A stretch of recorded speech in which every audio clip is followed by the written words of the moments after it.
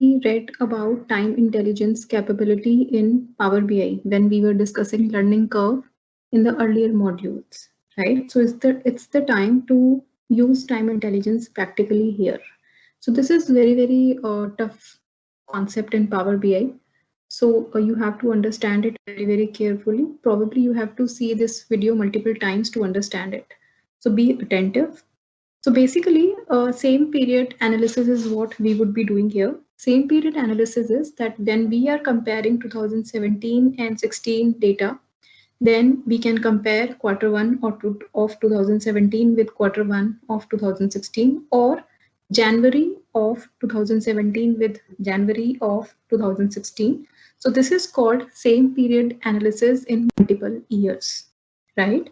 So how to reach to that particular year or month or quarter of previous year? This is the question. In case you are planning to go with quick measure, then let me tell you that in quick measures we have month on month or year on year or quarter on quarter change, which means that it allows you to compare July with June of the same year, or June with May of the same year, but not with the previous year. So this is the difference we have. So we really cannot use any quick measure here, right? So how to go ahead with this? So first of all, there is one function, DEX function, called same period last year. So it takes date as the argument, but the condition is that date should not have any gap. Like after 1st Jan, there should be 2nd Jan, then 3rd Jan, then 4th Jan. Or after January, there should be a month, Feb, March, or April. So in case, like from this table, in case we are planning to take this order date, then there can be chances that on a particular date we did not receive any order and there is a gap in the timeline. So in that case, that function is not going to work. So what we have to do? We have to have a separate table called calendar. Where we have all the dates without any gap. And that table will be used in this function to calculate any same period analysis. So this is the major deal here. So how to go about it? Like now we have multiple ways available to have a new table in the database. Like for example, we can click on new table, calendar equal to, now we need to mention the time period of which data we already have. Like we have the Superstore data from 2014 to 17. So we have to have all the dates of this time period in this table, right? So what will we do? The start date is 01/01 2014 and the end date is 31st December 2017. As soon as we enter this, what will we get? We will get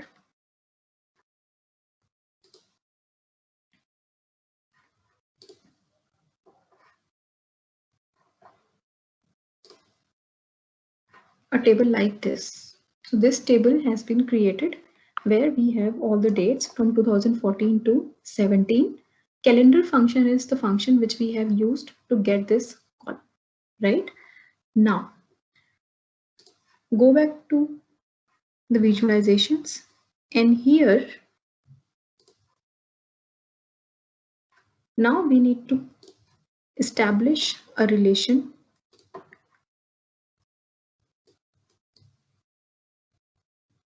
This is the table we have created now. Now we have to establish a relation between calendar and orders table because we would be accessing other information from this table and date from this table. So we must have a relationship here with order date. So this is a relation one to many between date and order date. Now when you go back to visualization, you will notice that in the orders table, we have lost date hierarchy. Why this happens? Because when we establish a relationship between two dates or two dates column of different tables, where the relationship is one to many or many to one, we actually lost hierarchy, and we can have hierarchy only at one place. So that hierarchy has been removed from here, and now we have the hierarchy here in the date column of calendar table. So now what happened? All the previous visuals where we were using year, month, or quarter hierarchies from this field must have been, affected. Check few columns, check few visuals where we use the dates. Like we will check seasonality, this one. See, this has been affected. So what will we do in this case to fix it? We took order date here, right? Month basically. So now we will take the month here from the table calendar, and this is fixed. So in all the previous cases, you are going to replace these columns.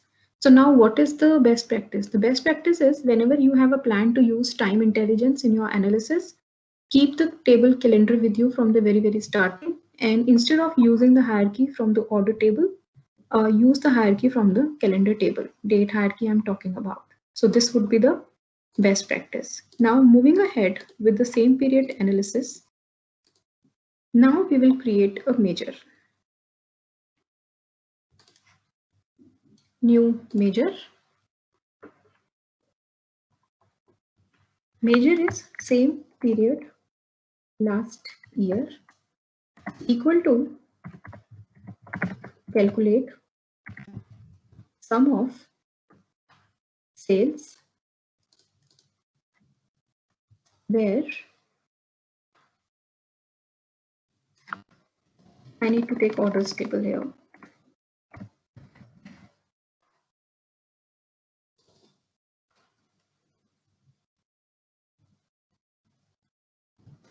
Where same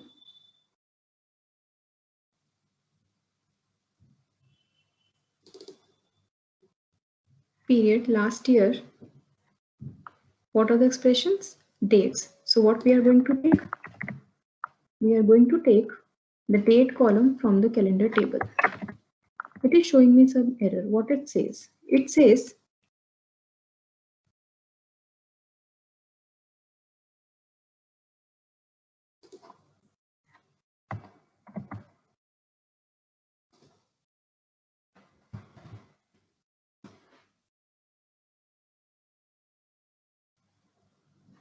right. So this is the measure we have created. Now plot a matrix so that we can check the results. Here we have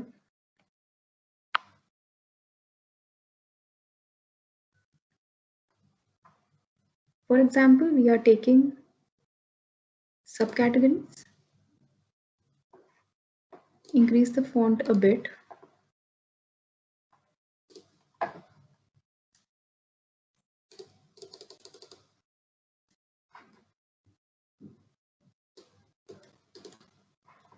We are taking years in the column.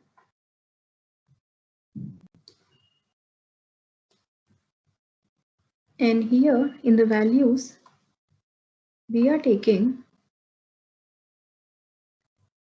sales and same period last year values. So now what is happening? In 2014, we do not have same period last year values because the data starts with 2014 and we do not have 2013 information with us. But what is happening with 2015? In the same period last year, it is showing me the values of 2014. See, this is same. Similarly for 2016 to 15, 17 to 16. So this is how we can have the values of same period last year using this measure. Now we need to check the growth, year on year growth with the same period. So how will we take that percentage? This is the amount we have, right? So what will we do? We will create another measure.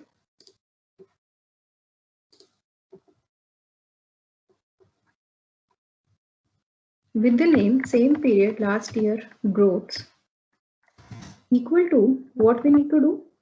we need to take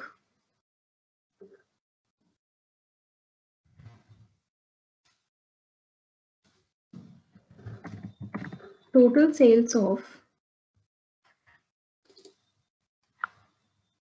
this year minus same period last year amount.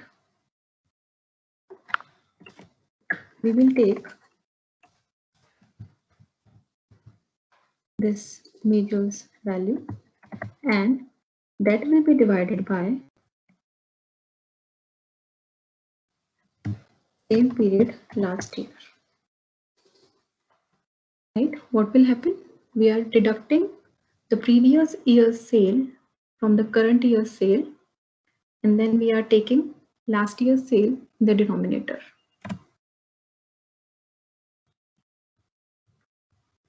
Enter.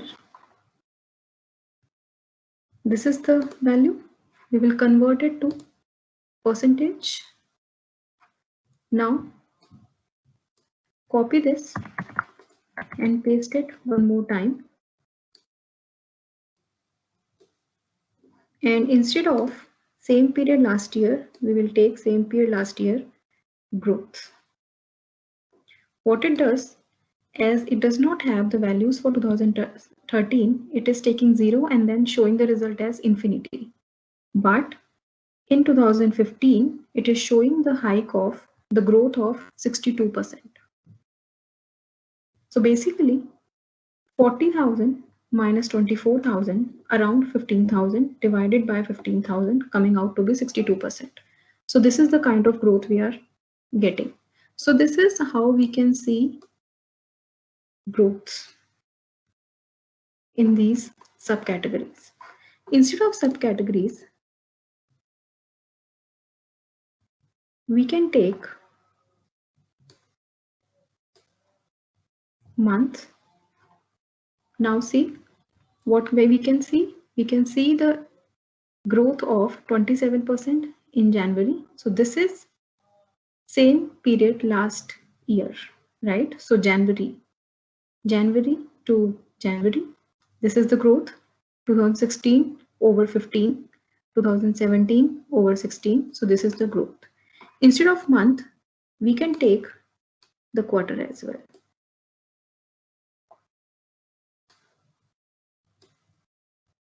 So these are the growth rates for the quarter. Like in 2015, we got less sales for quarter one. So this is the growth rate, which is in minus. So this is how we can calculate the same period last year stats using this major DEX formula, which is same period last year with this formula. And later we can convert the same into the percentage using the normal formula, recent sales minus previous year sales divided by previous year's sales. So this is how we need to do this. And what is the use case? When we are able to see that as compared to the last quarter, this quarter we have improved or we have declined. So accordingly, the decisions can be taken in the business.